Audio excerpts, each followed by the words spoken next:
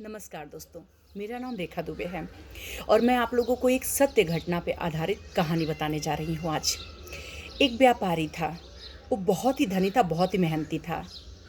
तो वो अपने परिवार को कभी समय नहीं दे पाता था। तो वो भगवान के पास गया और कहा, प्रभु मैं गरीब होना चाहता हूँ।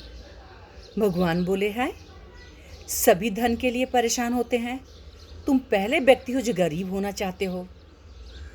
तो व्यापारी ने कहा, प्रभु कोई ऐसा उपाय बताइए जिससे मैं गरीब हो जाऊं। तो प्रभु ने कहा, ठीक है, तुम आसन से उतर के ज़मीन पे भोजन करो, तुम गरीब हो जाओगे।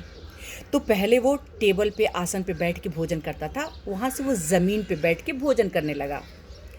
तो भोजन करते समय उसकी थाली से कुछ अनाज के दाने ज़मीन पे गिर गए। वो उठा के उसे खा लिया और महीनों दिन तक ऐसे ही चलता रहा।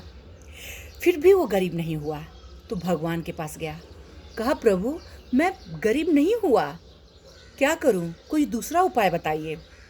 तो भगवान जी बोले, ठीक है, तुम बिस्तर पर बैठ के भोजन करो, अपने बेड पर बैठकर। व्यापारी बोला, ठीक है। बिस्तर पर बैठ के भोजन करने लगा हर रोज़। जब बिस्तर पर बैठ के वो भोजन करता था तो उसके थाली में से कुछ अनाज बेड पे गिर जाते थे, उसको उठा के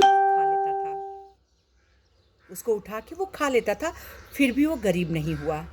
भगवान के पास गया, कहा, प्रभु मैं तो ये महीनों से कर रहा हूँ, फिर भी गरीब नहीं हुआ, कोई दूसरा उपाय बताइए। तो भगवान बोले, ठीक है, ये लास्ट उपाय मैं तुम्हें बताता हूँ। घोड़े पर बैठ के भोजन करो, तुम बहुत जल्दी गरीब हो जाओगे।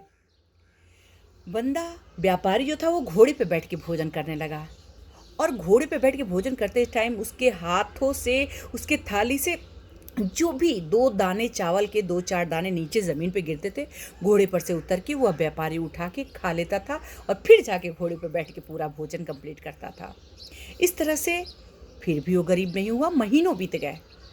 भगवान के पास आया, कहा, प्रभु मैं अभी भी गरीब नहीं हुआ, अब मैं क्या करूं, आप कोई उपाय बताओ।